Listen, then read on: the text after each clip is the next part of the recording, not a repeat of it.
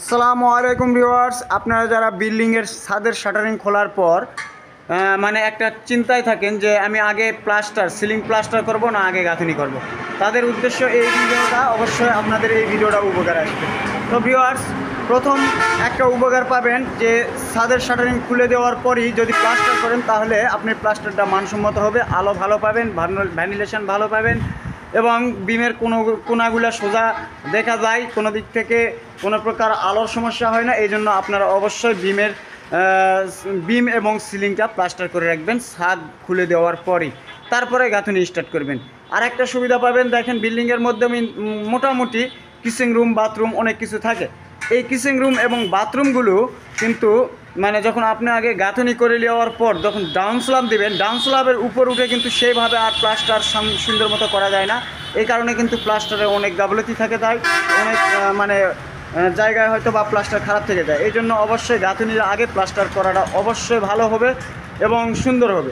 তো ভিউয়ার্স, এই দুইটা সুবিধা আপনি পাবেন। আর একটা সুবিধা পাবেন যখন মাছা মানে এই যে আমরা পুরো মাছাটা করতে যাব ফ্রিজে, যেমন এই যে দেখেন পুরো ছাদটা ফ্রি আছে, ফ্রি অবস্থায় মাছাটা চার সাইড থেকে সুন্দরভাবে করা যায়। মশলাগুলো মানে এতে যে আগে সিলিং করলেই মানে অনেক সুবিধা পাবেন, আর গাঁথনি করার পর করলে অনেক অসুবিধা আছে, মানে হবে না এরকম না, অনেক অসুবিধা হয়, প্লাস্টারের মানটা অতটা ভালো হয় না। তো ভিউয়ার্স, অবশ্যই আমার এই ভিডিওটা যদি আপনাদের অনেক ভালো লেগে থাকে তাহলে অবশ্যই আমার চ্যানেলটা সাবস্ক্রাইব করে রাখবেন এবং নোটিফিকেশন বেলে চাপ দিয়ে রাখবেন। নেক্সট আপডেট আরও নতুন নতুন ভিডিও নিয়ে কাজ করতেছি, সেই ভিডিওগুলো আপনারা যেন পেয়ে যেতে পারেন।